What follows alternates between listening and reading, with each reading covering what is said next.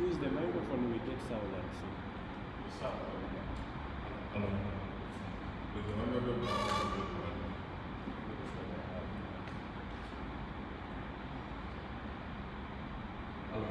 Testing, hello.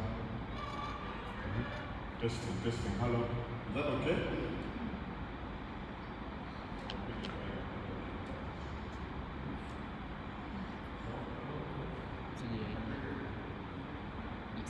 Hello? Is that okay? Yeah, I think it's okay. Online, are you getting us? You getting us well?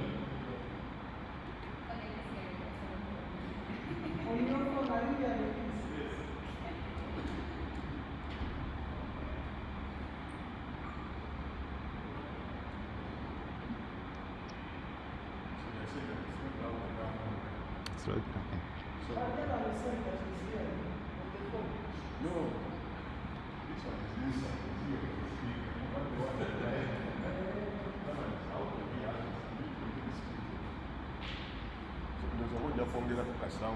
Yeah, Hello. Can you hear us? Yes, you're welcome. Today is the Global Ethics Day, and we are here. We are going to have an intellectual debate or discussion about ethics. It is better.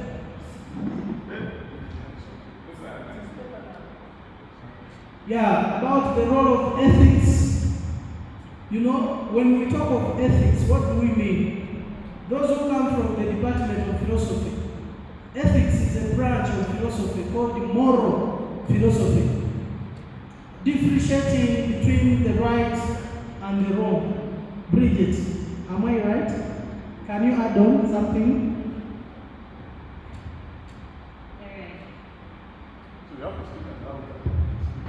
Yes, ladies and gentlemen, those who are online, you are most welcome. Please feel at home. We are about to start in the next few. Yes.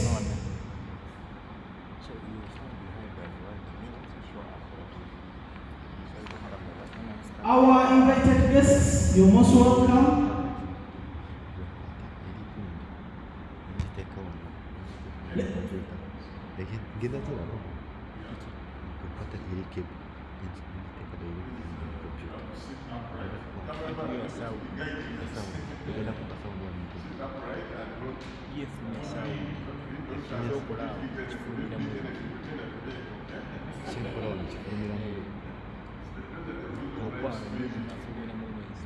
So we are waiting for you to press go ahead. Is it okay?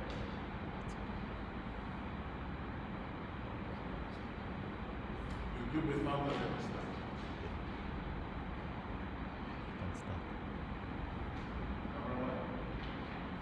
Okay, good morning our audience, those online, those on Twitter, on Facebook, on YouTube, wherever you're watching us from. Welcome to this day celebrating the Global Ethics Day. And before us we have a panel comprised of experts in the areas of ethics, integrity, cultural rights, and other areas that are related to building ethics and ethical society. We are celebrating the 2025 Global Ethics Day here at Makerere University in conjunction with the Ministry of Ethics and Integrity and the Guild Minister of Gender Ethics and Integrity at Makerere University. Before you, we have a panel which is going to discuss topical issues. This is one of the activities we celebrate this day. And we are in the afternoon, we are going to have the Minister here to officially launch the day, but we start in the morning with a stream session to discuss the key issues that are going to guide our discussion as we celebrate this day. So the theme of this year is Ethics RE-EVISIONED, the role of ethics in the promotion of good governance. So right now we are coming to you live from Makerere University, And the moderator for this session, the one who stand before you, Dr. Dixon Kanakulia, the head of the Department of Philosophy. I'm going to give an opportunity for our panelists to introduce themselves one by one, and then we shall start our discussion. Thereafter, we request you as our online audience to post questions, comments. If you prefer a specific person to reply, please note it down and say this question is addressed to so and so. If it is general, someone else will discuss answer the question, and then we shall go on with that discussion today. Before us, we have a panel of 5 distinguished members, and we are going to start from this side. We don't start from this side. They're going to introduce themselves, then we start our discussion. Good morning, viewers and participants for this wonderful day. My name is Reverend Cameron SJ, and currently I work as the Director Ethics in charge of Religious Affairs, Director of Ethics and Integrity, Office of the President. Good morning, ladies and gentlemen. My name is Comfort Kenyavazi, and I'm serving as the Makerere Students Minister for Gender, Ethics and Integrity. Thank you. Good morning, our good listeners and those viewing live. I'm Moses Mapu, the Commissioner in charge of Ethics, Policy and Standards. As the Director for Ethics and Integrity, you are very welcome. Thank you. Good morning, viewers. My name is Musana Jafari, a Master's of Arts in Human Rights at Makerere University Department of Philosophy, but also a human rights activist who is passionate about fighting unethical behavior in society. You are most welcome. Thank you. Good morning, ladies and gentlemen. I'm Koida Bridget, a student of Ethics and Human Rights at Makerere University. Thank you, our panelists. Today, as we celebrate the Global Ethics Day, we are going to have Is that we are positioning ethics and decision making right at the center of our daily lives. Whatever we do, whatever we think of, for other things to do with human rights, like my brother has said, all this is part of the good decision making and bringing the fair view of issues in society. So we thank you so much for joining us, and we believe that at a later time we'll have questions, and then we all have different disciplines that we are going to handle, and I believe the topic will be well understood and appreciated. And from here, we're not stopping here, but each one of you listening and each one of you watching, please spread the message that we are bringing ethics back in the middle of life, in the middle of our decision making, and to make it a way of life. Thank you. Thank you very much, Commissioner Makumbi. Our audience, that's a good background. Now, we're going to bring in another experienced panelist, Reverend Aaron.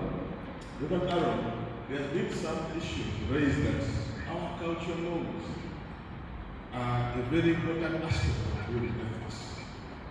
But sometimes some of these cultural norms promote some unethical behaviors. So we want you to first of all give us this short, brief background, how culture, ethics interact, and how the ministry and directorate has tried to use culture as a tool for promoting ethics within the society. Thank you, moderator and members and listeners. Fundamental question. First of all, I think I need to back up my colleague Moses on the theme, because it is the thing that brings other topics be reflected on. When you talk of ethics, we revision, it means viewing something in a different way. It means viewing ethics in a different way with the aim of improving it or transforming it. That's what it means. And of course, all of you want to know what ethics is all about. Moses has elaborated on it. Ethics is actually a set of principles, it's a set of values, it is a set of standards that guide society. That is what ethics is all about. Of course, integrity is the quality of being honest, because when you are honest in any undertaking, then you have integrity. Now we go on to the question of integrating cultural norms within the law, because I was thinking that integrating cultural norms within the law to governance. First of all, what are cultural norms? The cultural norms are standards of behavior. When you talk of cultural norms, you know we've lost our cultures. First of all, culture is the whole way of living. When you talk of your education that you are enjoying here at the university and elsewhere in the university, it sets up or it builds up into a culture. At home, we have a culture. In our workplaces, we have a culture. So culture is a whole way of life. So cultural norms are standards of behavior.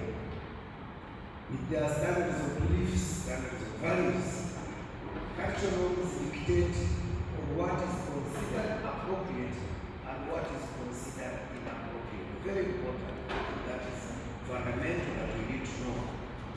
Whereas law, when you talk of law or the legal system, it is the framework of laws and procedures that regulate behavior and regulate transactions, that set mechanisms in place for resolving disputes. So in other words, there is a point of contact or point of correlation between the legal system and cultural laws. But as the moderator said, conflicts normally arise when cultural traditions are seen to violate fundamental human rights. Now, for example, some cultural practices may lead to gender-based violence. See? And I want you to take note of this. I think when you have seen gender-based violence in our societies, in our homes, some of you might not have taken note. Some of these partly the reason why there is that violence because of some of the cultural norms. So some cultural norms actually violate fundamental human rights. And of course, when that is done, it is illegal. So there becomes a conflict with the law. So even if it is culturally accepted in a community, but yet, as far as the law of the land is concerned, it becomes illegal against the conflict. We give a case. Some of you know circumcision of women among some tribes or cultural practices in our country. So you see that's a kind of violation of human rights of women, and it's a cultural norm. It is accepted in society, but it violates the rule of law. Now, one important thing, operator, members for listening, I want to bring out very clear. Is that for laws or the legal system to be effective and sustainable, they need to be compatible with the basic values, with the basic cultural values and beliefs of a society or a community. Let me repeat this. For any legal system in the country to be effective and to be sustainable, maybe that is why some of the rules don't work in this country. Because this country has a culture, we have cultural rules. As much as young generation are not aware of this, and you have to put aside because of modernity and because of the erosion of values and cultural norms. So you have to do certain effective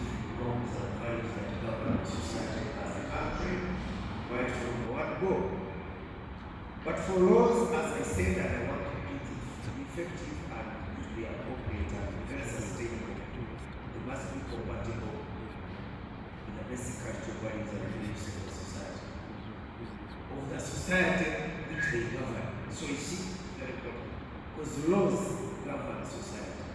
But for them to be sustainable, there is need for that compatibility. They need to be compatible with the cultural norms. So it's very cardinal and very important.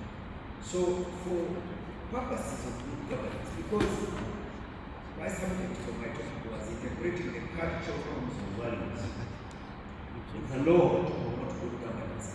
Now, for promoting good governance in this country, which is our aim, all of us, first of all, when you talk of good governance, what comes to your mind immediately? Good governance are principles like transparency, accountability, the rule of law. If such a thing does not exist in a system that is legally grounded, if there is no transparency in the way we do things, if there is no proper accountability, if there is no rule of law, then you don't have good governance. So you see, as I said at the beginning, there is a correlation.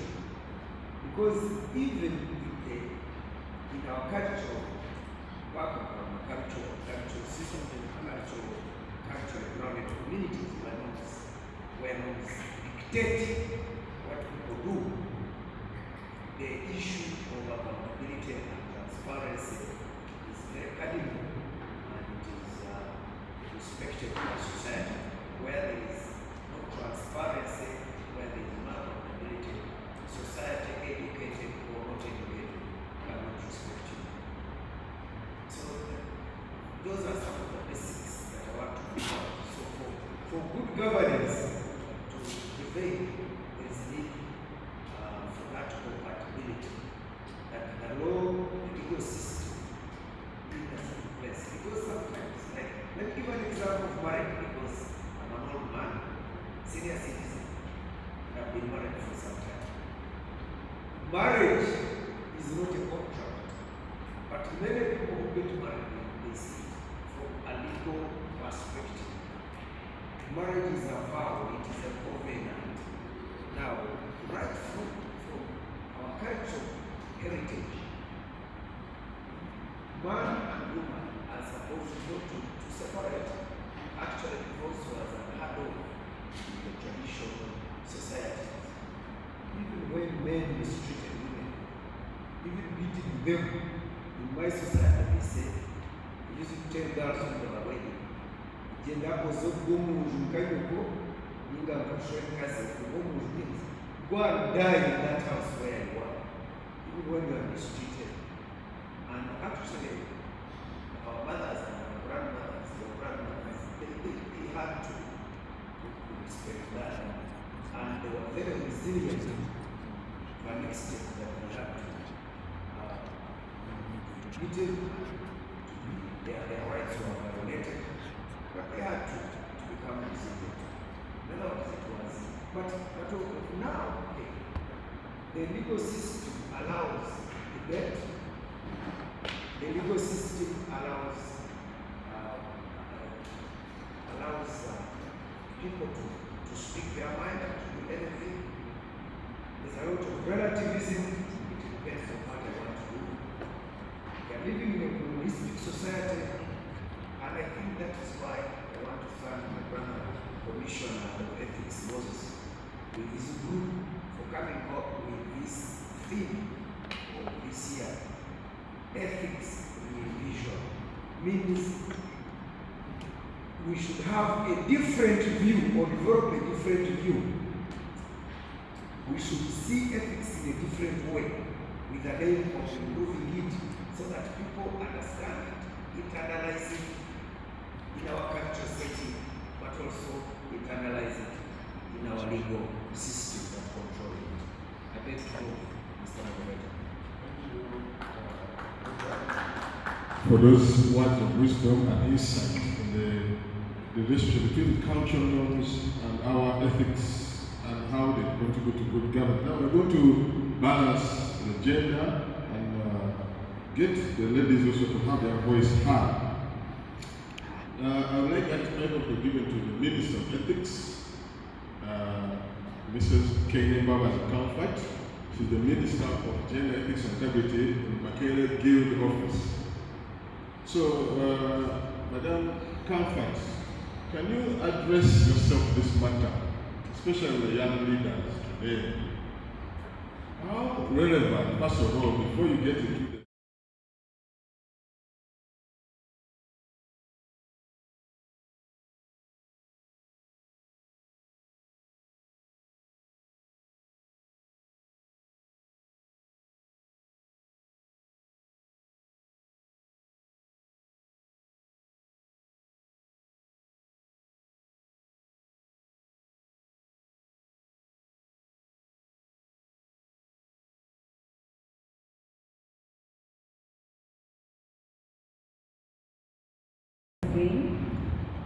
So, me, I think ethics is something that we should incur in our culture, in the way that we live, because it is not something that you can just learn in a day. It's something that you practice with time, and then with time it becomes a habit. And it's not something you can just say, okay, I'm now doing ethics, but you find yourself automatically doing it. So as Students Guild, we make sure that we involve students in activities that promote ethics, because we have to, like, when you're promoting leaders, we need to promote leaders that are built on ethical practices. Yes. I'll go ahead with the question.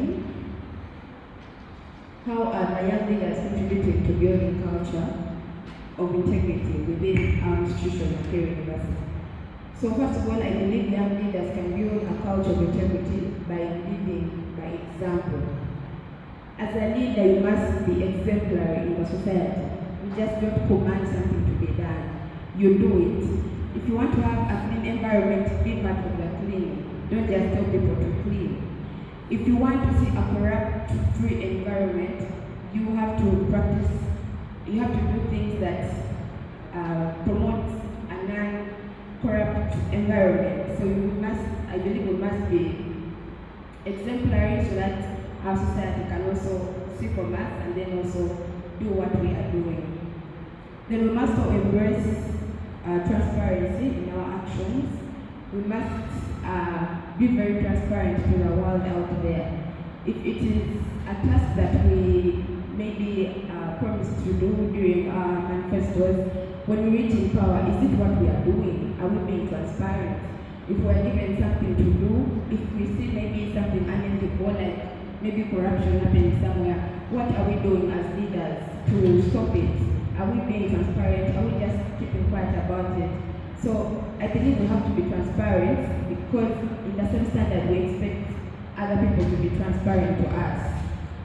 Then we also have to promote open communication, because if I'm a leader and the students cannot access me, then that is not open communication, because I'm supposed to be open to the students. They tell me their grievances, then I can be able to take them to the officers responsible. So accountability and ethical decision is very, very important in open communication.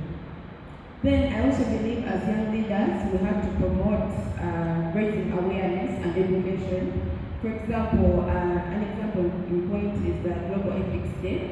We extend such an event to the institution, and then the students get to learn what true ethical practices are, what it means to incorporate integrity in whatever you do. So you bring such an event here, like the Global Ethics Day. We bring it out here, students learn, they relearn, they share their experiences, and it promotes an educated society.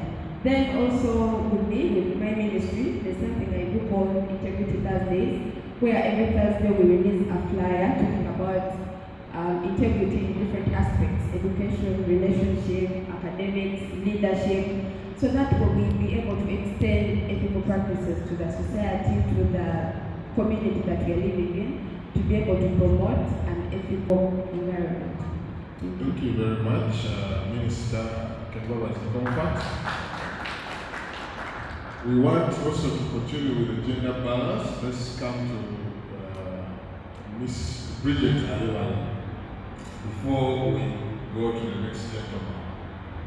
Miss Bridget Ayewale, from your introduction, you say you're a student of human rights, or ethics and human rights. So we want you now to talk to us about how ethics and human rights can contribute to good governance in our society. How can we use these tools of ethics and human rights to try to overcome bad governance practices and corruption of others that we shall be delving into? Can you address yourself to that?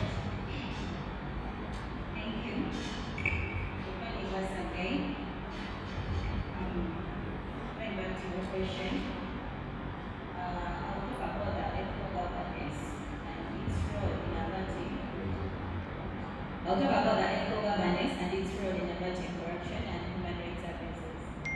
First of all, ethics helps in combating the human rights abuses and the corruption.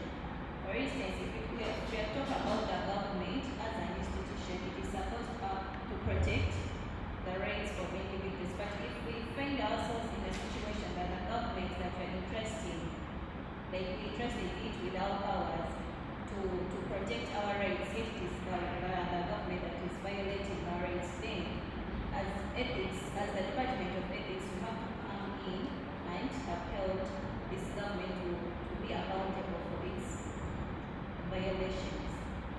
And the key points about the ethical governance, we have the transparency and accountability.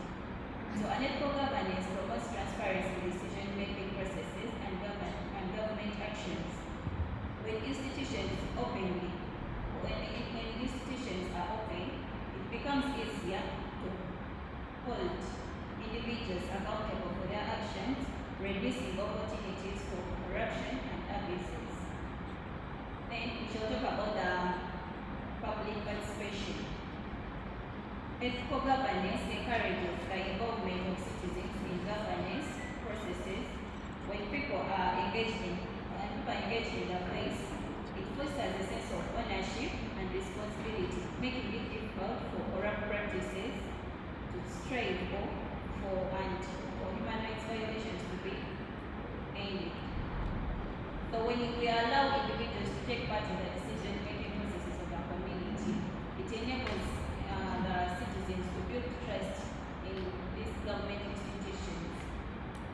Through that, we're encouraging the participation of citizens in decision-making processes. Then, next they will talk about the promotion of ethical standards. Establishing and enforcing ethical standards within institutions sets a culture norm against corruption and human rights violations. Training and education on ethics cultivate a workforce that values integrity, thereby reducing misconduct and fostering respect for human rights. Thank you, Madam Ayewale Bridget. She's the class leader of the class of ethics and human rights at Mackay University. We're going to give before you give Mr. Jafar a chance. So Jafar, let me give you first of all 3 minutes because we have got some news that Reverend Aaron has got a family emergency. So you'll be stepping out briefly, then come back in the afternoon session. So, Jeff, I'm going to give first of all 2 minutes to address yourself the issue of good governance vis-a-vis what is going on right now in the political sphere. How can ethics be used to promote a working and ethical electoral process? First of all, answer 2 minutes, then we'll give Reverend to give some comment before he moves out. Then we shall come back. No, you first of all, you briefly, how can ethics be used to promote a good electoral process in the country?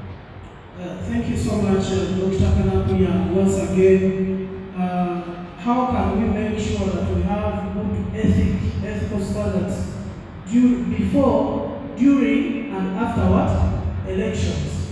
First of all, I'll talk about 4 key different things. One is the campaign mode. How do people campaign? What is involved during the campaign process? You find out that the campaign mode involves candidates making hate speeches towards each other. You find that they are putting in a lot of money, you understand? Even press freedoms. Currently, you know what is transpiring. You understand? Government has banned national media group, the likes of NTV, Daily Monitor, and others. And then also, about the influence of money in politics. This has also become a major ethical concern. For instance, you find that people are putting in a lot of money, and we've gotten scenarios where some candidates have, failed, or they don't want to undergo through the process of being voted for. So for them, they just bring money and they buy other candidates, such that they pass unopposed. So briefly, sir, as I'm coming back, briefly, that is how we can use ethics to help in, putting our country in the right way. Thank you, Mr. Jaffa. Although you just highlighted the problem, you didn't give the solution, which can come back to you. Let's go back to, by the way, our audience have to know that Mr. Jaffa is a former contestant on the Sanya party. We shall come back to that. so Reverend, we are back to you before you move on to the family marriage. Sorry about what had happened. But can you briefly tell us what your department or unit in the Ministry of Ethics and Integrity has been doing, basic programs and projects you have been carrying out to promote an ethical society, especially from a religious perspective? Thank you, moderator.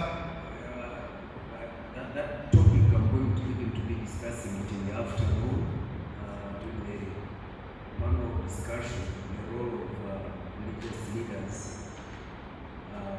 in promoting ethics and integrity. But briefly, the Department for Religious Affairs in the Directorate for Ethics and Integrity is meant to coordinate religious operations and activities in this country.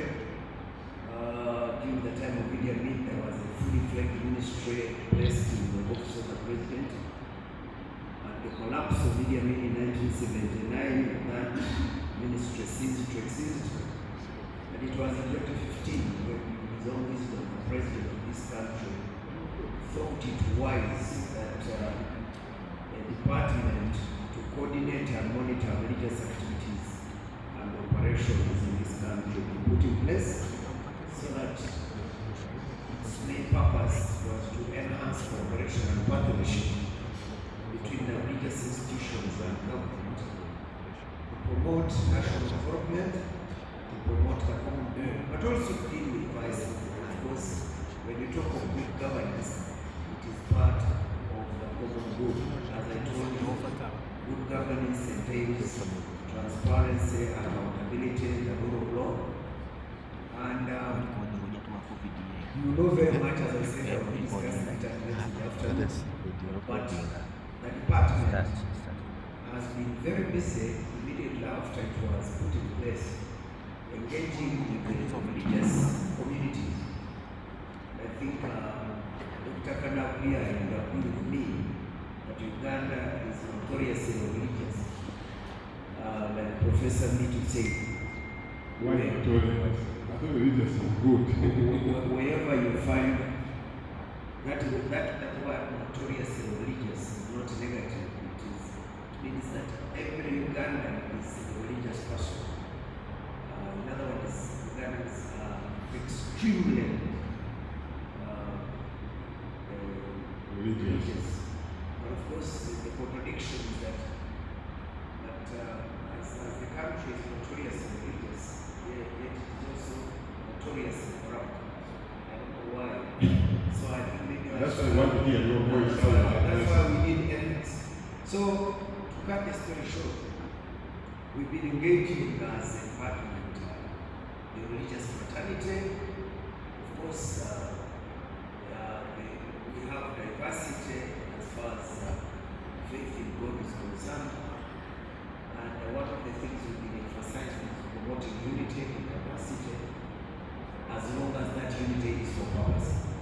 Because you can actually promote unity when it has no purpose. And maybe that's why Ugandans are not united up to now. But I think we've been using our platform to promote unity in diversity. And I believe the religious leaders have got that mandate, because through their sermons, they can be able to bring people together. Although there are some of the sermons sometimes which divide people, because someone said that it's something that is divisive in this country is religion. So, to cut this very short, the department is not very old, it's young, but it is very dynamic and very progressive. We've engaged in so many areas in the country. Our programs are really to disseminate it with the National Ethical Value Policy, to promote good governance, which was developed by the Department for Ethics and Education, beginning by none other than Commissioner Amos Kumbi. So they came up with a policy, the National Ethical Value Policy, which is a foundational tool for promoting good governance in this country. So we are actually disseminating that. Reverend, let me step in a bit before, because I know you are going to read. We have some online engagement, and this may directly other answer the question before we do. Someone has said, it's called Just Us on Zoom.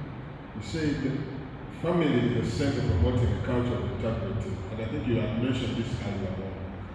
So we would ask to hear, he wants to hear how you are using this at the level of the family, because he's giving an example of the Korean society, which has been sustainable and evolved because people have a high level of what? We talk from family level. Can you, Reverend Reverend Aaron, speak to that, how you have been doing the family in your programs to bring the culture of integrity at that level? If it is the justice that I know, he knows more of the Koreans, because but that's a good question. As I was saying, the Department for Religious Affairs is actually engaging families and the youth when we are imparting the national ethical values, the dissemination. It's actually done through family. Of course, it is the RRF also, the religious and faith organizations, but our target is families and the youth. Because we believe that once you have the family, then you have the nation. In fact, when you use the family, then you are using a bottom-up approach. And any development of society, the approach must be bottom-up as opposed to top-down. Actually, Uganda is what people have been using top-down approach in developing society, living. But when you use the family, you know that it's a unity that is the bedrock of all values, of all beliefs. And we have a saying that you bake a tree when it is fresh. So we know at family, we have the children. And at family, we have the parents. So the issue of parenting now would be done through our engagement meetings.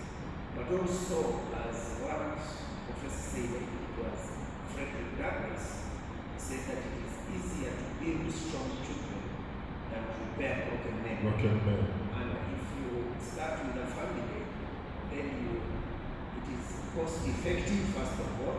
You don't spend much money, like when you're dealing with broken men by using the IGG, the DPP, the Auditor General, spending a lot of money to fight corruption. But when we start with that proactive measure, that approach, so how are we building it? We've engaged families, we've imparted values of honesty, transparency, and accountability, which are very fundamental as far Thank you very much. I want us to give a round of applause to Reverend Harold as he steps off the stage. He's having a family man, so he has talk about family now. This is very important, isn't it? So as he steps away, let's give another round of applause. And we're going to invite another senior ethics commissioner to take his place, Mr. Kenneth Kauta. You'll be, as you get warm to the questions, and the questions coming online, we want to come back to Mr. Japan for some insight how ethics can be used. Apart from lamenting and showing all the problems, how can we use ethics in promoting a good electoral process in the country? Thank you, Doctor. But I wanted to inform the audience outside the agenda of, competing fairly. You understand? So fair competition is what I'm mentioning as a solution. Then press freedoms, I mentioned something to do with press freedoms. These are equally vital as a free and impartial media enables citizens to make informed decisions. I don't know whether you're getting me, the audience. Yes. When you have a free press, you understand that shows the people or informs the people, then the people, the citizens are going to make informed decisions based on the right to information that they have received. So, if there is no, observance of press freedoms, then ethical standards will not be realized when it comes to censorship and intimidation. Then, influence of money in politics. This has also become a major ethical concern as excessive campaign spending, you understand, favors wealthy candidates and entrench corruption. And this is where the vice of corruption comes in. And this is what I probably talked about, that when you have wealthy candidates, those who don't have the money will be put aside. Before, we used to have ideology. Somebody comes with his or her ideas and campaigns, and people vote for what? For ideas. But nowadays, because of the influence of money, there are those candidates that have huge chunks of what? Money. So nowadays, people vote for money, not for ideas. And that is when you come to ethics, you understand, that is killing our what? Our society. Why people are no longer voting for ideas, but they are voting for money. I personally, like the way how Doctor has told you, I was coming for Member of Parliament for Koi South Constituency in Namaingo District. I come from the Rusamia Party, Common Man's Party. But I lacked money to go and do what? And nominate 3 million. Previously it was 200,000. But now they increased it to 3 million. So it has its grievances. Pardon? One has political grievances. So those candidates who are having good ideas of how they can step on the floor of Parliament and they air out the issues that are affecting their citizenry. You understand? All the people that they are representing, they are always put aside because of the influence of money. And this has also brought in the vice of corruption, like the way I've told you. When people start waiting for this season, political season, and start asking for money from candidates, you understand? That's why Lucy, if you've heard of Lucy, is telling people, please, you have one vote. Don't vote for me. Because me, I have no money to do what? To give you. Please can't work. That is what he's trying. I saw some ethics in him. You understand? But whenever we are there, people are begging for money, the voters, you understand? Money is very good. But the way how we are giving it to the people, we are increasing the vice of corruption. And the women generation challenges. The challenge that we have in this country, Uganda, is that we have the executive arm of government that oftentimes, you understand, influences the judiciary and also parliament. Yet we are not promoting what John Locke wrote in the second treatise of government, the principle of separation of what? Powers. Let the executive do its work, let the judiciary do its work, let the legislature do its what? It is work. So that is when we are going to have, when those institutions are independent, ethics demands us that we are going to bring out or yield more results that are people-centered. So, in conclusion, ethical lapses in Uganda's electoral process diminish to the quality of governance, breeding corruption, impunity, and weak institutional accountability. So promoting ethical standards in campaigns, media freedoms, campaign financing, and judicial independence is therefore essential in strengthening democracy and ensuring that governance serves the broader public what? Interest. I thank you. Thank you for listening to me. Thank you, Mr. Jafari. Can you give the microphone to Commissioner Makumbi? He has been warming the chair for so long, and the questions are coming towards him. So, Commissioner Makumbi, I'd like you to address yourself to the issue of mindset change. It's something that has been in the talk of the country for long. And we want to understand how ethics and integrity plays a role in character formation and mindset change.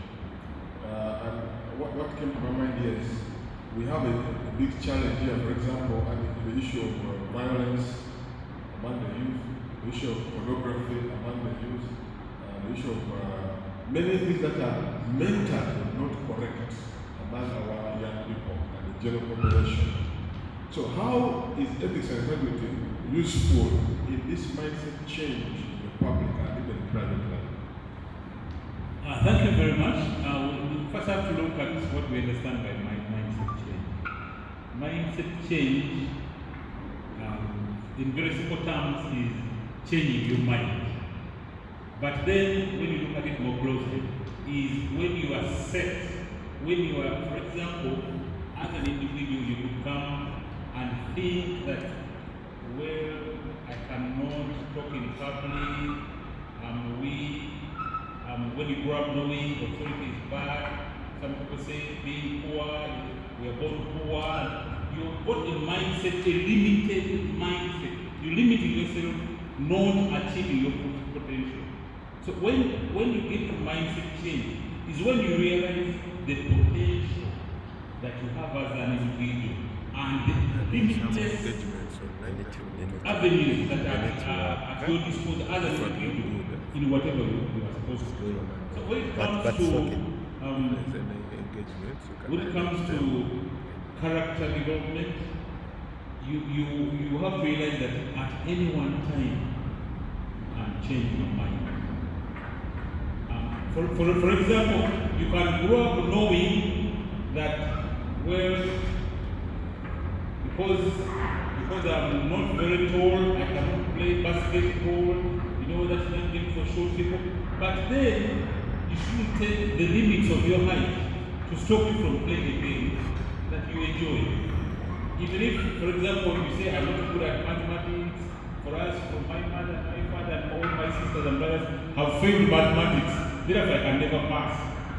You are limiting yourself in fixed sphere and where, but when you put your mind to it, then you'll be able to cross those barriers.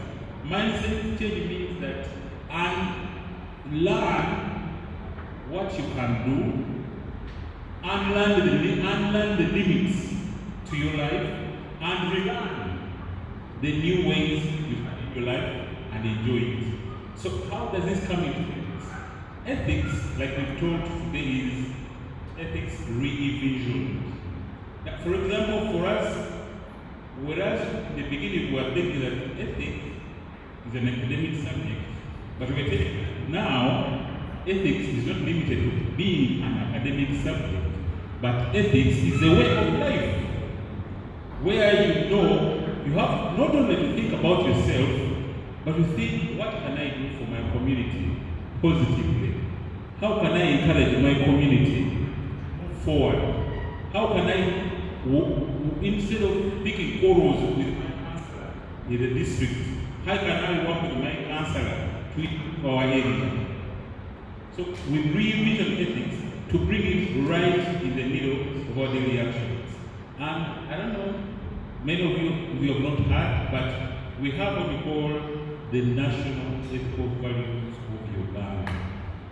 Among the national ethical values, we have respect for humanity and the environment.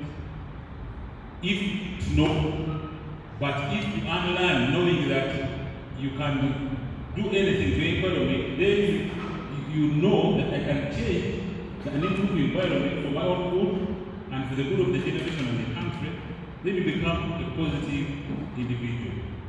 So there are 10 of them. We have respect for humanity, we have honesty, integrity. Pornography affects daily life, performance, actually even concentration in class if you're a student. It even has real damage that you bring. So if you are an individual and you think you are enjoying pornography for selfish reasons, that is to yourself, but you know at the back of your mind, your brain is getting drained, you are getting spoiled, you are losing focus, and you end up being a criminal. Because you end up trying to do what you see in those videos. Those are people acting, but you want to make somebody's boy or girl suffer because you want to react to what you see. And the results can be really disastrous. So we want to believe that the youth, and even some old people, pornography should be considered as a vice. And we positively encourage people to drop it and look at it more something that can build you as an individual, both in character, in thought. Because, like somebody says, a man is as good as his thoughts.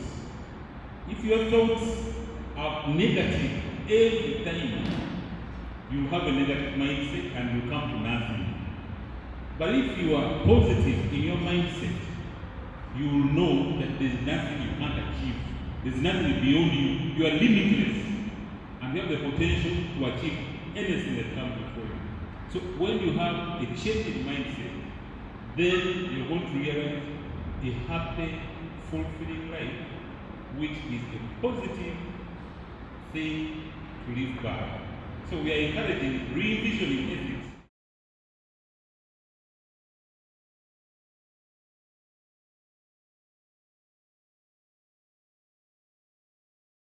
Senior ethics officer, Mr. Kenneth, has now settled in the chair. So, Mr. Kenneth, I want you to address our audience to the issue of ethical, values-driven society. We are correctly the principal ethics officer. Sorry about that. So, we want to hear from you because we are told earlier on, and even Commissioner has repeated that you developed the National Ethics Values Policy. And our goal is to have a society that is ethical, that is the society of integrity. So we want to hear from you. How do we realize this ethical driven society that has values, especially starting from, because to this time our focus was on the university students, the young people who are the majority of the nation. How can we do this? Thank you so much. I'm sorry I came in late, but I think I will catch up. I want to respond to my assignment based on when we were government. What do we do in order for ethics and integrity?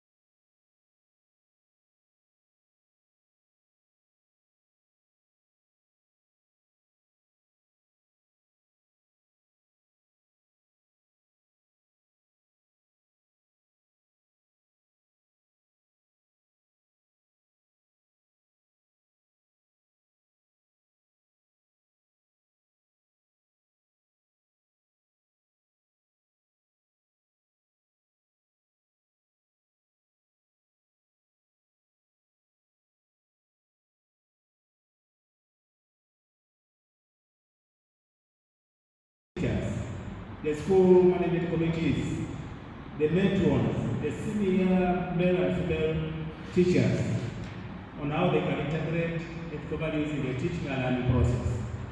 And we have also measured on targeting the classroom teacher and trying to bring him or her on board. Now integrate the teaching of ethical values using the schemes of work and also using the lesson plans. We have demonstrated that across the country. So here we are out, we go out to different parts of the country, all the regions in the country. We select the schools that we can reach out to, and we bring those categories of participants on board, and we sensitize them. So this is an ongoing program that has been there since 2008. We have been to many secondary schools across the country in all regions. We have been to many primary schools across the country in many regions, in all the regions.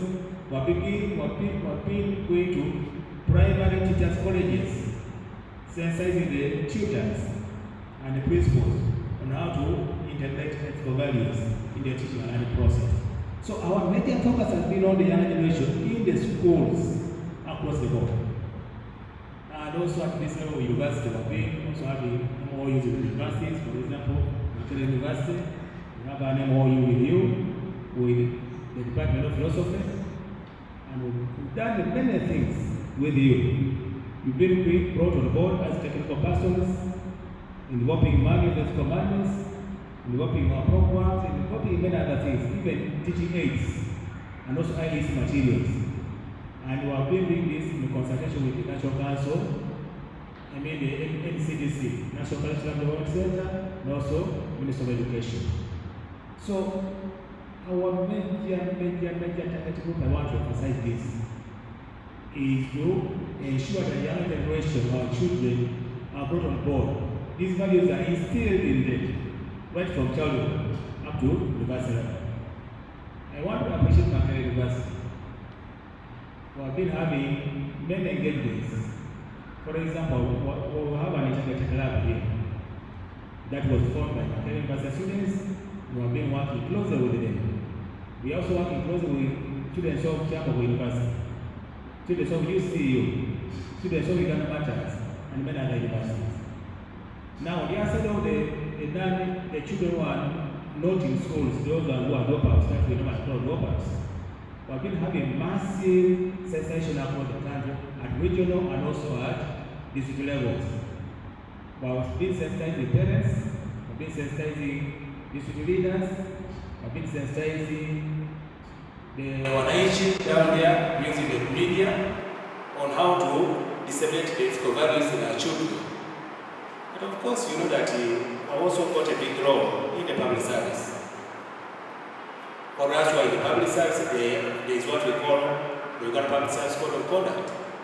And also there are codes of conduct for and ethics for professional bodies, like the lawyers, like the doctors, like many professions out there, codes of conduct and ethics. And I've been working closely with them to ensure that these values are fully embedded in their codes of conduct and ethics. So generally, we are everywhere in the country. We are targeting all categories of the population, and we feel the journey is long, and we need your support as Makerere University. Thank you, Mr. Kenneth. Now we are having engagements online, so we shall be getting them across the board so that we can use the time that's available. So I'm going to be reading some of the engagement, give them to individuals here, and you consider them. So one to Mr. Musana, you can note it down. They are asking online that how do we change mindset for people who want to get money or handouts during vote contestation. Then to Madame Ivory Bridget, clarify the concept of ethics and integrity correctly so that we can understand it. Then to Commissioner Makumbi, I think this one goes to you. How the money used in politics, how does it depict social or societal norms? What is actually going on when politics is becoming money motivated? Let me break another one. make our Minister of Gender busy also. Someone here is asking about the conviction of individuals and families, the beliefs, and how they shape our ethics. For now, we're going to start with Madame Hayabari as we go the other side. As engagements are coming, I'll be giving out the questions or the comments. Yes.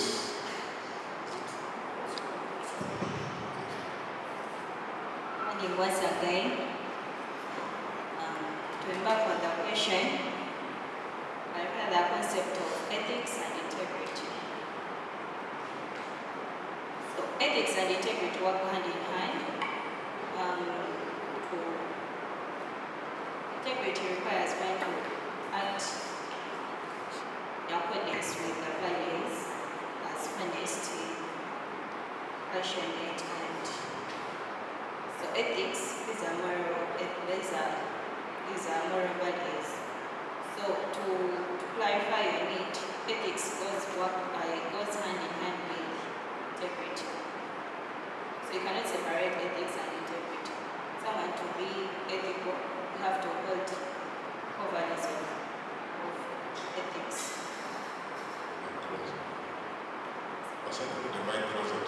Yeah, the common man who is online understand what does this ethics alternative mean in the simple terms. Ethics, generally, to the layman's eye, it is like the moral values. And integrity, it is how you perceive yourself. Okay, so Mr. Jafar, can you respond to the comment that you got online from what you said? Before I can go to that, I can help my sister here to dissect the meaning of integrity. What add something on it? It's very small. Okay. It means being honest, and honesty has two other values of being truthful and trustworthy.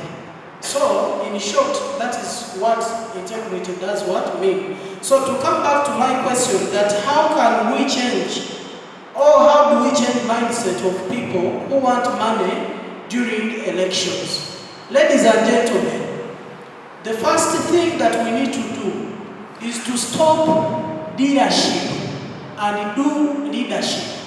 Because ethics demands to promote leadership ethics. Okay, or leadership principles, codes of what? Conduct.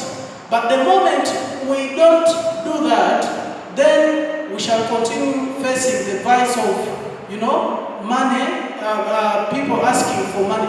Money is very good during the electoral process. Money is okay. Even when you go to the United States, President Donald Trump and her contendant, they were, seeking for money. But the way how they do it in an ethical manner that doesn't show that, that you have to just meet people, you splash money anyhow, anywhere you get. You use this money for a purpose. We don't have to use that corruptically, that maybe let me meet these people, I give them 10,000 or 20,000, they stand up in a line, they vote for me. No, we are not supposed to do it like that. Let us find a mechanism or a way of how we can give this money in an ethical manner, in a right way, not in a wrong way. I thank you. Thank you, Mr. Jafar. Yes, Commissioner Makombi can respond to that Same question. comment online. It's about money being used In politics. in politics. Like my brother Jeffrey said, money is a means to an end. Money, you can use money if you want to travel from point A to point B. Money helps you get there. If you want to get information to people, you pay for an advert and it's advertised on TV or radio and somebody knows that. So positively using money in election is not bad. If you advertise, you put yourself on, because if you have a program You can't reach everywhere. You have to buy space for the radio so that they hear you thousands and thousands of miles away from where you are. If you're on TV, you can use money to get a program on TV so that they can hear your programs and what you can do for your country. But the problem comes in when you use money to influence a decision which a person cannot make for himself. That's where we are coming in with ethics re-envisioned. Unlearn that money will take you there. Relearn that you can use ethical means of using the money to get to what you want. It is a long process, but I think along the way we can get there. Thank you. Thank you. Our Minister of Gender, Ethics and Integrity Guild office, can you respond to the concern that are laid online? Thank you, moderator. So a few weeks back, I attended some SRHR workshop, and they were teaching us about norms that we live with in our society and how they are influencing the way we look at things. Okay, we focus more on culture, but all I can say is family is the first school of ethics. Before we even go to school to be told what we learn the basics like honesty, responsibility, how to handle different situations. We learn that from home. So I believe our family, like our fathers and mothers, and even our elder siblings, are very important people in the way we are built up to look at things. So it is very important that family is the first, family are the first people to teach these young minds on how to deal with ethics and how to view integrity and incorporate it as their role model. Thank you. We are going to give also the people in the room, the live audience, also raise questions. Those who want to comment, as they prepare, we are going to Mr. Kenneth once again. And we want to engage your mind on this issue, which has been in the public a lot, especially with the public projects, moving public projects. Actually, here I think about the national channel, which have been in the top of town. Now, the challenge we have is that we don't usually hear your voice as Minister of Ethics and Integrity to come out and speak about this issue, because you know what has happened. The channel being project being developed, which is a good idea, but it seems to have affected some people downstream, and they're demanding for some compensation, which means that they must have been a problem with the process of developing this.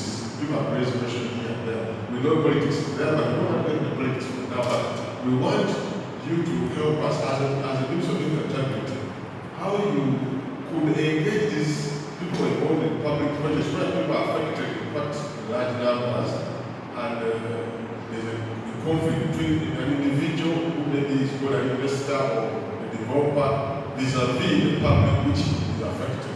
It happens even in the environmental things that are going down. It has happened all over, where people are displaced or affected, and this is part of good government. So how will the minister or the ministry engage so that we hear your voice, right? Integrity, ethics is part of this discourse. Thank you so much. The issue that you are bringing on board is a bit sensitive, but I want to respond like a public officer, Yes. not a politician. You see, there are already do's and don'ts in procurement. Beginning with the PPD Act, there is already an act of barrier for the Procurement and Public Procurement and Disposal Act, which does of course all entities of government, at state government level and also at government level. And this is where there are do's and don'ts in the procurement process. For example, in my view, these are the questions we should ask ourselves. Was the due process followed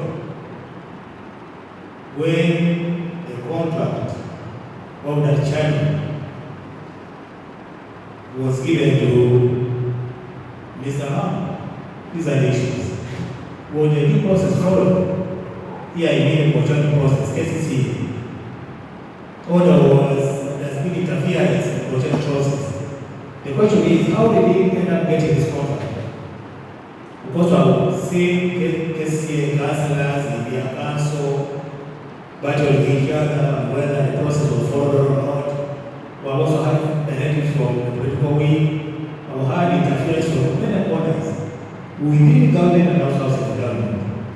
So there is already two copies of the PPD Act, also procurement cycle, how this contract should have been given out to that company, managed by Mr. Ham.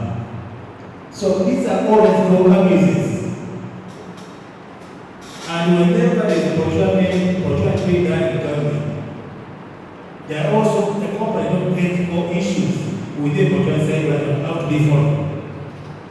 For example, issues of the values of transparency, being transparent in awarding tenders or contracts, being honest to ourselves when we are executing our duties as public officials, being truthful, being really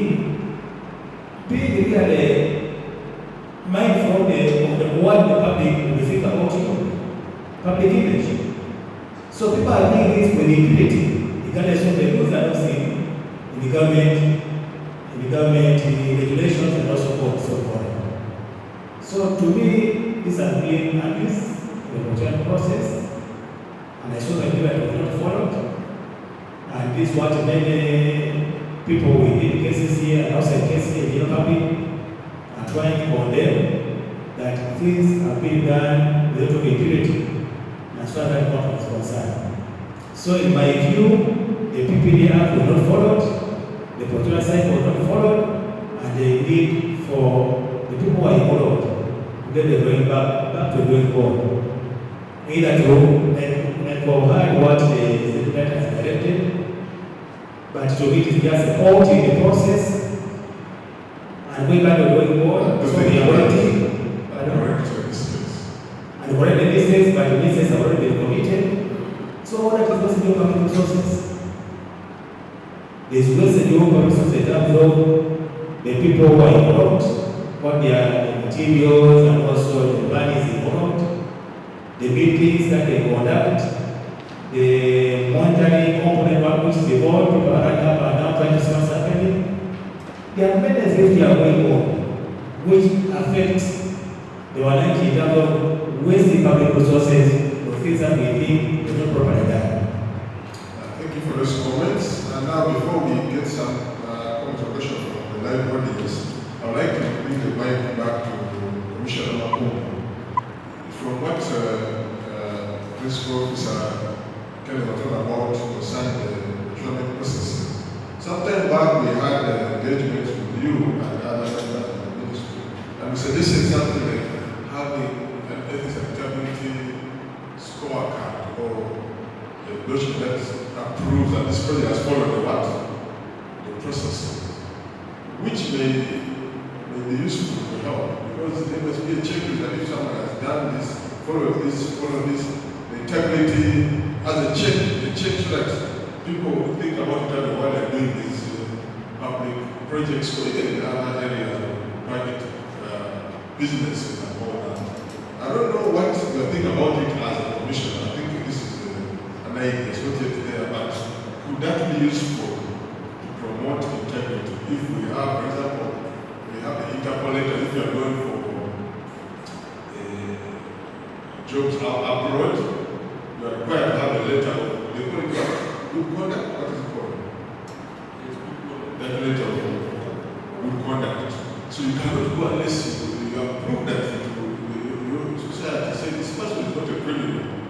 Why don't we have that as far as integrity is concerned? So we say, if this company has been building bad schools all over the districts, why should we keep on giving them contracts if they are not being fulfilling the integrity requirements? What comment do you have on that? We have, that is a good comment. First of all, we have the Wagonian bylaws. We're working with the Singapore institution. about integrity, accountability. Yes, the integrity scorecard. It is there. And there is also another one being approved by one of your lecturers here, Mr. Senyonga, the Department of Psychology, is also developing an integrity scorecard. We've looked at it also. With our Department of Legal Affairs, with the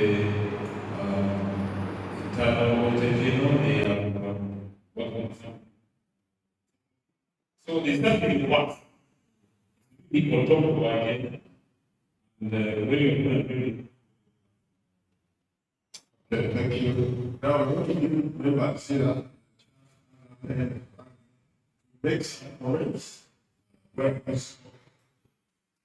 If you want to try anything, you can mention. You can hear those words. The thing is, that is the vision. Your heart and say. Use for your comment or question. Thank you, panelists, and the moderator. I am the general comment as the commissioner of ethics. What are the plans for us and facilitating ethics day? I know we're just starting, but there are plans. A day that it may be the future. We can say we are already a national ethics day for Uganda. The same goes to the here, the leaders. What are you doing to see that respected this collaboration between Macquarie and the Development for Ethics and Integrity? Thank you. I think that goes to Commissioner Minister of Gender and Ethics. It's Thank you very much, Chairman. My is not a question. It's just based on clarity and also in the system of time. Just as we are is really concerned about us clarification of the course. Maybe we need to really go a little bit to look at it in terms of consistency. Also, this improvement, that you can consistently implement things for life. It entails the policy and several levels, but as well as based on consistency, which is the policy. Thank you. Is another hand there?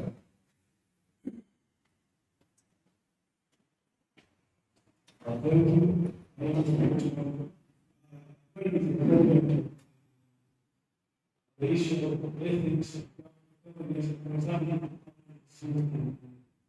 the electoral process. So from where I see that it's not about issue to understand about ethics. So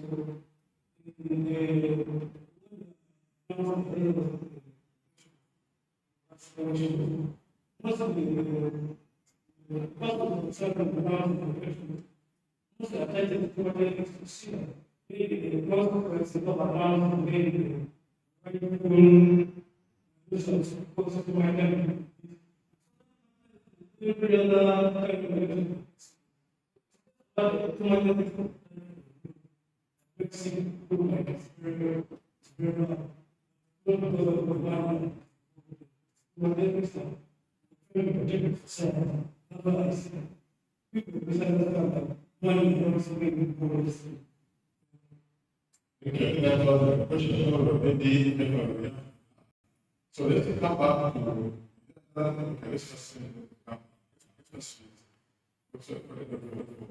start the commissioner only, then we come, yes, we can come back to this. Thank you very much. And everything is difficult for us. But now that we've started, like they say, great box from little hours from. We have started small, That's a lot of English. Can you break it down? Okay, they say a very an oak is a very big tree. Yes. But the seed of the oak is very small. So the small seed of the oak begets a very big tree. Yes.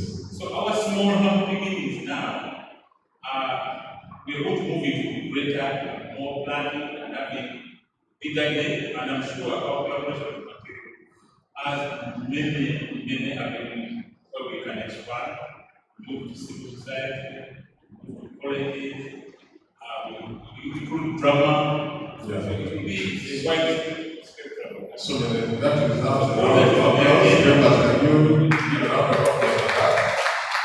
And minister, the students, what are you planning as the question was for this, to continue this celebration, conversation, ethics and intelligence? Okay, which was that? Yeah, we are trying to build a generation ethical leaders. The celebration is that our office is very open for any kind of collaboration. So if for any future maybe events about ethics integrity, you can always begin for here. That is after the round of applause. The dealing office is open to receive and collaborate with us in the future and celebrate ethics day. Now, Mr. Jeffrey, the comment that came there that I think you are mistaken, money is not the problem. I don't know whether you heard what the gentleman was saying. Can you put that question simple now? He said that you are misunderstanding the issue. Okay, before I respond that, the question of how do we ensure collaboration between Makerere University and the good thing, we have the information here. And we ask himself, Mr. Mahmoud, we share all that center. Like you, your agenda, your strategic activity, that whenever you go excellent information about ethics, you invite us, the students, you understand, and we go together and we preach the gospel of ethics. Number two, and we find a work the concept of the family. Coming, how can we include the concept of the family?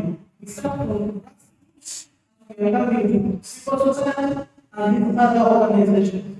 Now, to respond to my brother, if I don't know if I have that law, that money is not the problem. I'm telling you, brother, money is the problem. We say it is not bad to use money before, during, and afterwards election. It is not bad. But how we use it, remember we are talking about what? Ethics. Ethics means the principles of, good,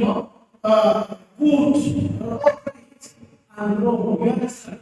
Oftentimes, practically in this country, most of the political candidates, they use money in the wrong what?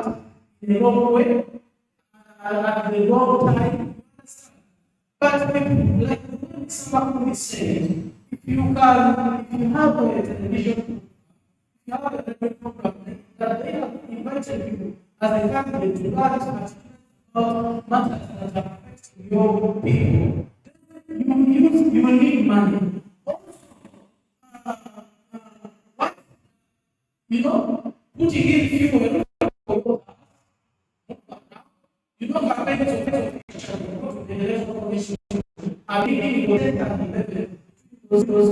this month. So it is not bad to fuel the vehicles. When it goes wrong is when you give money, and the Lord is saying, to influence the decisions of the electors. You understand? In ethics, I started and we need the people to decide we give us their decision. Don't write in them. Writing is so it's what those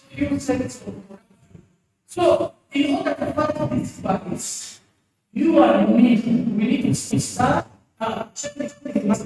But also, I'm winding up. Mindset change does not people might start changing one day, 1 month, 1 year. It takes several months. I'll give you the example, some of the information. I'll give you information, sorry, but I want to give you an example of Singapore. The first Prime Minister of Singapore, he wanted to move from that one to verse 1, the story of Singapore. Countries have been able to evolve is because they don't of mindset change. Even here, in Somalia, we have a program that's brought here. You always see it around here of mindset change. They are trying to move across the entire globe, reach the gospel of mindset change. So, you guys need to visit that because I have something how they were able to change the minds of the people of Singapore. Malaysia, South Korea, Singapore, and others in the 1960s and 70s. Uganda, when we were, they were even seeking for assistance from this country here. But why is it that we are still a third world country? Yet those countries that were begging from us are now in the third world.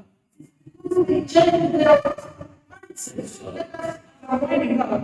Let us copy from what those people did to us. Mr. Maku, I'm sure we have all the laws and the ethical code of all that. But what the problem is in its implementation.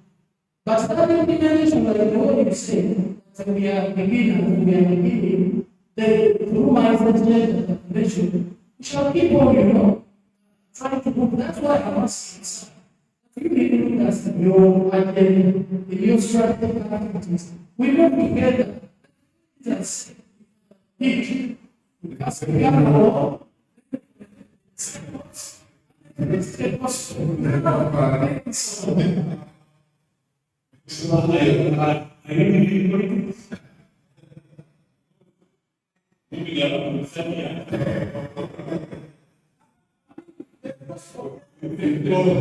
Before we come back to the we have some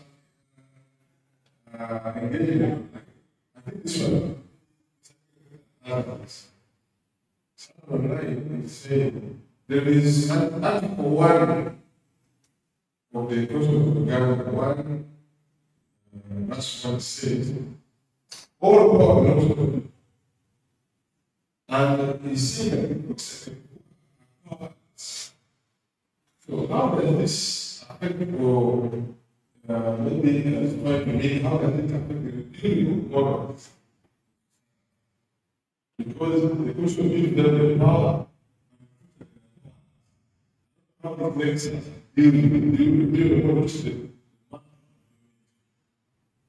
Thank you, sir.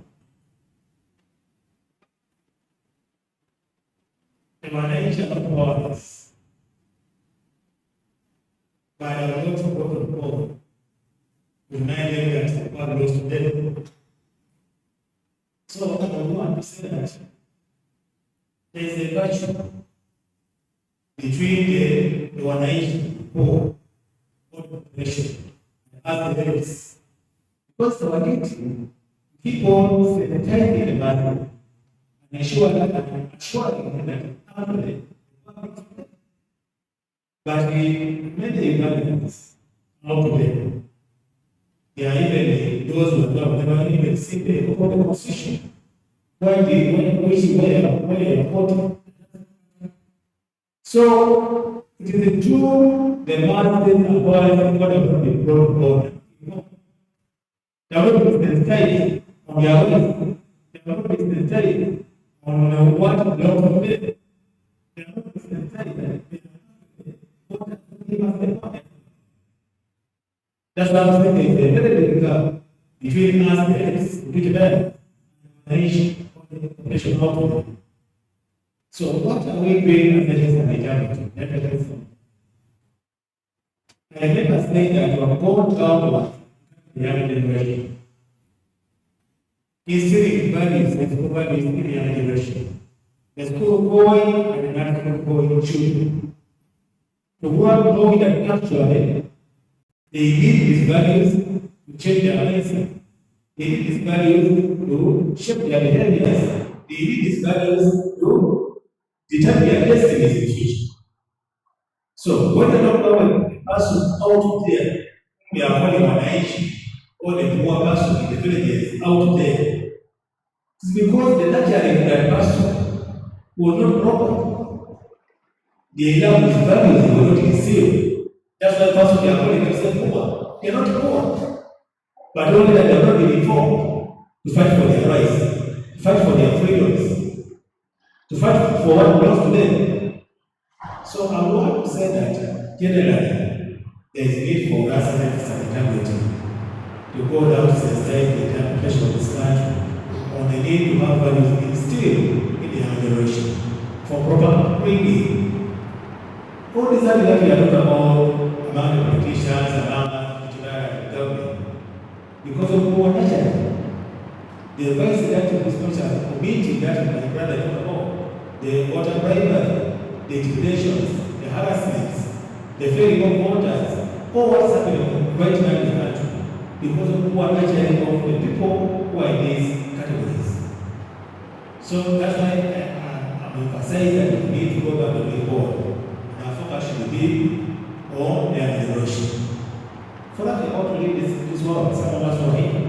But our got our children down there, our got our children in schools, that really these values being sealed in them for proper upbringing.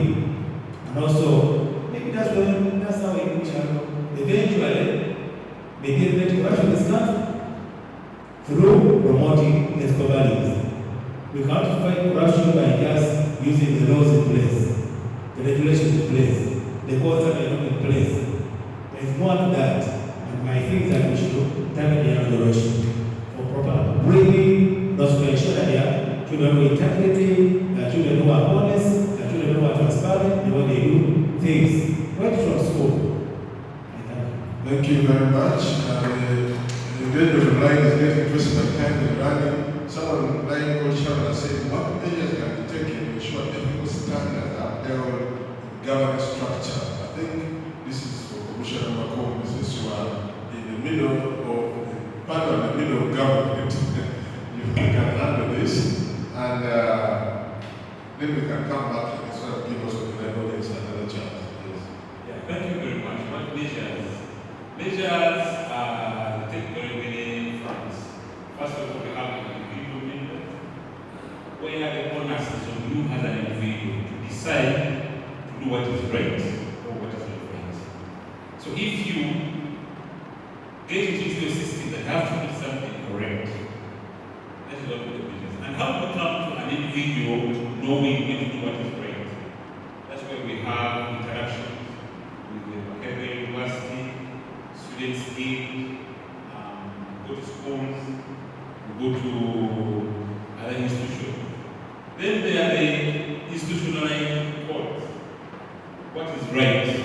We have the national ethical values, we have the zero tolerance to corruption, we have all those integrity mechanisms that can help you know what is right and what is right.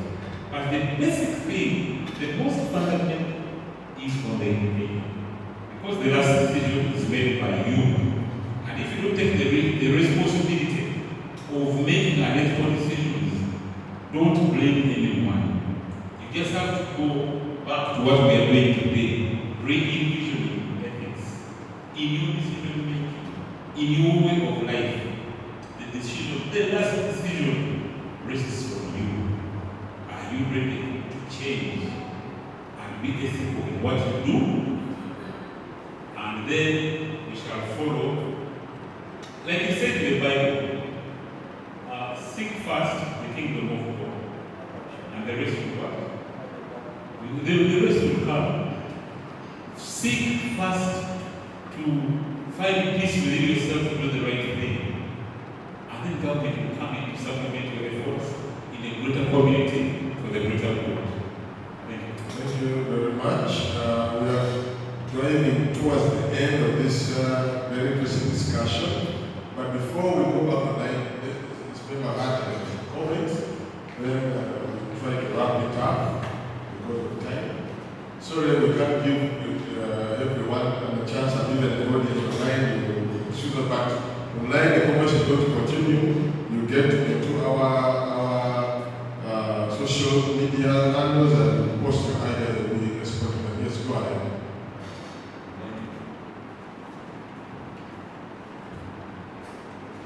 Morning. My name is Julie. I work with the State Tax and Corruption Unit. I want to just continue with what Commissioner was talking about and in another dimension. Don't you think it's time we enforce ethics? From my experience in corruption, I think enforcement prevention is good in the long term, but the short term enforcement is better. What I mean by this is we have the various bodies, talk of the professions, but it's a time to have a uniform body, like a tribunal to enforce then the commission, yes, the commission is. To the Honourable Minister, as a young person, how do you assess the impact of technology, ethics, and how can we use technology to that line? And then to my brother, Mr. Kenneth, I like the discussion about the young people, school going and non-school going. But I wanted to know if there are any specific programs for the non-growing children, besides using family, which is very, very important. For the second time, I want to ask. I was even going to stop with another question. So I'm going to give the members initially a 1 minute so I can wrap this up. So, Commissioner Makomi. Okay, thank you very much, colleague. What is it possible to have a tribunal to enforce ethics? It's really there. You know, when you understand what ethics is, what you have to be as a community to doing good, and you are coming from the anti-corruption agency. So if you err, state house will come because you're not doing good. We have the police. We have the judiciary. All those measures are part of that tribunal which enforces being unethical. So, I think we are there because we are working, and the people who are doing the wrong thing are being nabbed and facing the law. Thank you, Commissioner Makomi. 1 minute, Minister. Minister, please. Thank you so much for that question. I personally believe I'm doing my part in the promotion of ethics out there. Look at this engagement, it's online. So that means whoever is streaming live right now has learned something new. I'm doing Integrity Thursdays. I bring out a flyer talking about integrity and ethics in the different perspectives of life. Leadership, education, relationship, day-to-day life. So whoever gets this message, I'm sure it changes their life. But of course, it's not doing it alone. So it's a course of collaboration, collective effort.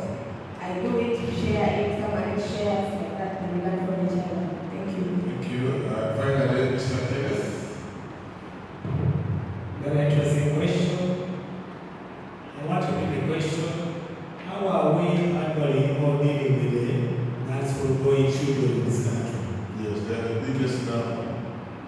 On what many ongoing programs which we are sharing with other MDs, for example, of gender, this of education, and other issues. But I want to bring out the issue of youth councils across the board, right from the parishes to national level. Most of those youth are youth who are left school, but a big bottle board in those So they are clear facilitating the politics of this country, from the village level. And they are being put on board through circles. But I'm trying to address one of the ethical values, the national ethical values of creativity and innovativeness, that we have been bringing them on board, to sensitize them in ethical conduct in the way they do their things. For example, we have taught children who are artisans. They are doing many things for this country. In many other areas, you see them working around, inventing many new things which we utilize in application. So we are sensitizing them on how to be honest, how to be people with integrity, how to be accountable in the way they do their work. Thank you. So the examples, for example, also in the PDA, government is giving them funding, become creative and innovative. And I want to say, we are sensitizing them on how they can work and be accountable to themselves and also to government activities. Thank you, Respondent Mr. Kenneth. We'd like to thank you, the live audience and online audience, for being part of this discussion. Also want to mention that this discussion will continue in the official celebration from 2 in the same space here. Please, those who are online, if you can, if you're at the office and you're not been able to make it in the morning, please come physically. I also want to invite those who are in the live audience to come back at 2. The minister is going to be here and the conversation is going to continue. So we want to thank these people who have been here to fill these questions and engage this conversation. Let's give them a round of applause. We want to thank the Guild Minister, Gender, Health and Integrity for hosting us in Makere. Can we give them a round of applause? We want to thank the Department of Philosophy, Makere Bassett, and the College of Michael Society who have supported us in this space. Let's give them a round of applause. And I want to thank the Minister of Health and Integrity and all the members who have worked to put this session together. Let's give them a hand. So at 2 we're going to convene here, the minister is going to be around. Please you keep time so that we can engage in the discussion and hear from more voices. This session is a virtual session, it's the first of its kind in the whole of Uganda to do celebrating Ethics Day online. We want to encourage it, especially around the Gen Z, people who are mainly following us online. We want to engage them in the discussion. So please share the link which you have been given to everyone, even those who are not able to come to the can't fit here, all of us, but at least those will be here and those who will like to be good. So we want to thank you very much. Before I end here, I want to call Mr. Brian Sitwa, the ethics officer in the directorate, to come and give the parting remarks as we close this session. Thank you very much. Thereafter, we will join them and we shall have a group photo in front here and closing. Thank you so much, Mr. Moderator, Dr. Anakuya Nixon, for ably performing your function. Allow me to extend the thanks to the panelists for doing this noble cause. We are grateful.